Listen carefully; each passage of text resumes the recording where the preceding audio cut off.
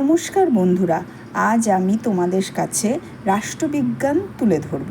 রাষ্ট্রবিজ্ঞান আলোচনা করার আগেই ভারতীয় সংবিধান প্রস্তাবনাটা আমি একটু পড়ে নিচ্ছি। আমরা ভারতের জনগণ ভারতকে একটি সার্বভৌম সমাজতান্ত্রিক ধর্মনিরপেক্ষ গণতান্ত্রিক সাধারণতন্ত্র হিসাবে গড়ে তুলতে সত্যনিষ্ঠার সঙ্গে শপথ গ্রহণ করছি এবং তার নাগরিকের জন্য সামাজিক, অর্থনৈতিক ও রাজনৈতিক ন্যায় বিচার, চিন্তা, মত প্রকাশ, বিশ্বাস, ধর্ম ও উপাসনার স্বাধীনতা, মর্যাদা ও সুযোগ সুবিধার সমতা সৃষ্টি এবং তাদের সকলের মধ্যে সৌভ্রাতৃত্বের ভাব গড়ে তুলে ব্যক্তির মর্যাদা এবং জাতীয় ঐক্য ও সংহতি সুনিশ্চিত করার জন্য আমাদের গণপরিষদে আজ 1949 সালে 26শে নভেম্বর এই সংবিধান গ্রহণ ও বিধিবদ্ধ করছি এবং নিজেদের অর্পণ করছি। তো বন্ধুরা, এই সংবিধান প্রস্তাবনার মধ্য দিয়ে আমরা সার্বভৌম সমাজতান্ত্রিক ধর্মনিরপেক্ষ গণতান্ত্রিক ও সাধারণতন্ত্রের যে মূল মন্ত্র, যা আমরা আমাদের ভারতের সম্পূর্ণ চিত্র আমরা এই সংবিধানের প্রস্তাবনার মধ্যেই দেখতে পাই। আর আমরা ধীরে ধীরে এই রাষ্ট্রবিজ্ঞান আলোচনার মাধ্যমে রাষ্ট্রের সম্পর্কে সমস্ত রকম আলোচনা এবং পর্যালোচনা করে থাকব।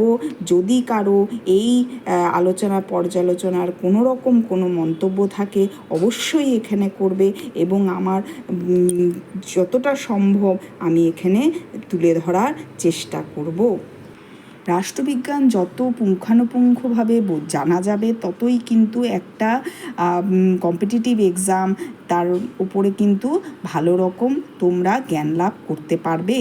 এই আলোচনাতে আমি রাষ্ট্রবিজ্ঞানের সংজ্ঞা, প্রকৃতি ও বিষয়বস্তু এক এক করে প্রথম অধ্যায়, দ্বিতীয় অধ্যায়, তৃতীয় অধ্যায়, চতুর্থ অধ্যায় করে আমি কিন্তু আলোচনা করব। তোমরা ডিটেলস এইখানে সমস্ত কিছু জানতে পারবে। শোনাতে আর তোমাদের আমার ভীষণ ভালো লাগবে। এই রাষ্ট্রবিজ্ঞানের প্রথম যে কথা, যে গোড়ার কথা, সেটা আমি কিন্তু প্রথম দিন আলোচনা করছি। দেখো, রাষ্ট্রবিজ্ঞানের গোড়ার কথা, একমাত্র মানুষই সংঘবদ্ধভাবে জীবনযাপন করতে পারে। প্রাণীকুলের মধ্যেও যৌথভাবে বসবাস করার কিন্তু নজির আছে, কিন্তু মানুষের সংঘবদ্ধতা অন্যান্য প্রাণীকুলের একত্রে বসবাস করা যে প্রকৃতি বা তার যে তাৎপর্যপূর্ণ ব্যবস্থা, সেটা কিন্তু সম্পূর্ণ আলাদা। মানুষ এই জন্যই কিন্তু এক সামাজিক জীব। এছাড়া মানুষ সমাজ হচ্ছে এমন এক সমাজ যা নাকি গতিশীল এবং সদাই পরিবর্তিত হচ্ছে।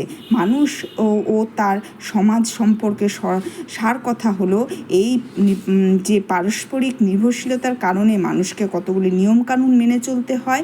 এই নিয়মকানুনগুলোই কিন্তু লিপিবদ্ধ অবস্থায় বা অলিখিত অবস্থায় যেই রাষ্ট্রের মধ্য দিয়ে প্রতিফলিত হয়, সেই নিয়মকানুনগুলোই একত্রিত হয়ে রাষ্ট্রীয় নিয়মে পরিণত হয়। সমাজবদ্ধ জীব বিশ্লেষণের এক গুরুত্বপূর্ণ অংশ হিসাবে কি করে, এই রাজনীতির নিয়মকানুনগুলোই যুগের পর যুগ কি হয় বিশ্লেষণ করে এবং তা রাষ্ট্রের উন্নতি সাধনে চেষ্টা করে। আর এর মধ্য থেকেই কি হয়, রাষ্ট্রবিজ্ঞানের উৎপত্তি হয়। মানুষ হচ্ছে সংঘবদ্ধ জীব, মানুষ কিন্তু একা চলতে পারে না। আর মানুষের এই সংঘবদ্ধ জীবনের চরম অভিব্যক্তি হলো রাষ্ট্রশক্তি বা রাষ্ট্রের ব্যবস্থা। সাম্প্রতিককালে রাষ্ট্রশক্তির বিভিন্ন বিস্তার সর্বক্ষেত্রে হয়েছে। তাই বলা যায় চরম শক্তিশালী গতি প্রকৃতি নিয়ে চিন্তাভাবনা, আলোচনার বিতর্ক কিন্তু রাষ্ট্রের শেষ নেই। বিভিন্ন মতবাদ, ভাবাদর্শ এবং রাজনৈতিক জীবন নিয়ে এই যে রাজনৈতিক চলাফেরা তার কিন্তু আলোচিত হয়। আর ভারতবর্ষে ভীষ্মদেব রাজনৈতিক উপদেশ থেকে শুরু করে মানবেন্দ্রনাথের আলোচনা পর্যন্ত কিন্তু লিপিবদ্ধ আছে। ভারতবর্ষের কিন্তু নেহেরু জির এবং হচ্ছে বিভিন্ন রকমের ভারতীয় যারা জ্ঞানী মানুষ তাদের চিন্তা ভাবনায় পশ্চিমের কিন্তু সোফিস্ট পণ্ডিতবর্গ থেকে শুরু করে ল্যাস্কি, লাওসেল, ডেভিড ইস্টার্ন সমস্ত মনীষীরা কিন্তু রাজনৈতিক বিচার বিশ্লেষণে সমৃদ্ধ। তবে রাষ্ট্রবিজ্ঞানী মানেই হচ্ছে পরিবেশের প্রভাব কাটিয়ে উঠতে পারেনি। এই কিন্তু রাষ্ট্রবিজ্ঞানীরা পরিবেশ পরিমণ্ডলের প্রভাব কিন্তু সবার সমান নয়, বিভিন্নজন বিভিন্ন দিক থেকে আলোচনা করেছে এবং তার বিস্তৃতি ঘটিয়েছে। বস্তুত রাষ্ট্রবিজ্ঞানের আলোচনার পরিপ্রেক্ষিতেই সমাজ জীবনে প্রকৃত অমূল্য ধারণ অনুধাবন করা যায়। আমরা রাষ্ট্রবিজ্ঞানের মূল উপজীব্য বিষয় পরিবর্তনশীল, আর ইহা নির্ভর কার উপরে? তোমার শাসনতন্ত্র, রাজনৈতিক ক্রিয়াকলাপ, এসবের মধ্য। রাষ্ট্র ও রাষ্ট্র ব্যবস্থা বলতে সাধারণত আমরা কি বুঝে থাকি?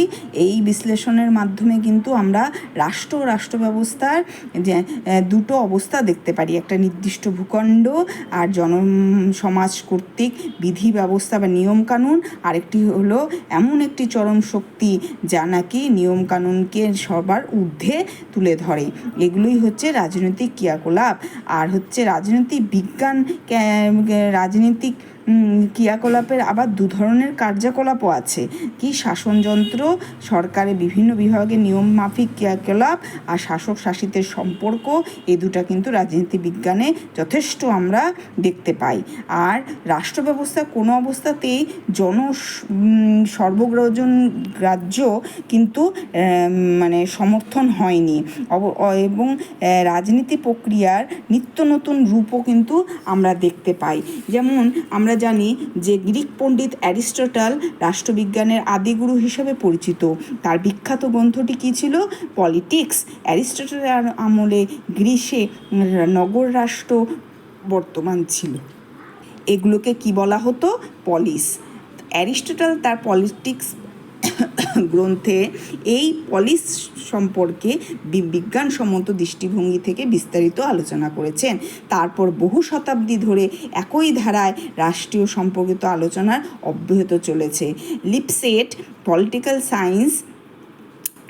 সায়েন্সের ওপরে ঊনবিংশ শতাব্দীতে শেষার্ধে কলম্বিয়া বিশ্ববিদ্যালয়ে ফ্যাকাল্টি অফ পলিটিক্যাল সায়েন্স খোলা হয়। ওই সময় 1890 সালে আমেরিকান ইউনিভার্সিটি ক্যাটালগ এর পলিটিক্যাল সায়েন্স কথাটিতে কিন্তু পরিলক্ষিত হয়। জার্মান দার্শনিক বুটসলি তার থিওরি অফ স্টেট গ্রন্থে রাষ্ট্র সম্পর্কিত আলোচনায় পলিটিক্যাল ও পলিটিক্যাল সায়েন্স এই দুটিকে বিভক্ত করেছেন। এবার দেখো, এখানে হচ্ছে প্রথম সূত্রপাত কার থেকে হলো? গ্রিক পণ্ডিত অ্যারিস্টটল, যার বিখ্যাত গ্রন্থ কী ছিল? হচ্ছে পলিটিক্স। আর এই অ্যারিস্টটলের আমলে গ্রিসের যে নগর রাষ্ট্রগুলো ছোট ছোট ছিল তা এগুলোকে কি বলা হতো? পলিস। আর পলিসের তার পলিটিক্স গ্রন্থের অ্যারিস্টটলের সেখানে পলিসের সম্পর্কে বিভিন্নভাবে আলোচিত হয়। তারপরে কি হয়? লিপসেট তার ঊনবিংশ শতাব্দীতে কলম্বিয়া বিশ্ববিদ্যালয়ের সাথে তিনি যুক্ত ছিলেন, সেখানে তিনি ফ্যাকাল্টি অফ পলিটিক্যাল সায়েন্সও খুলেছিলেন। এবং তারপরে ধীরে ধীরে বুটসলি, তারপরে বিভিন্ন রকমের থিওরি অফ স্টেট কিন্তু আলোচনা করেছিলেন।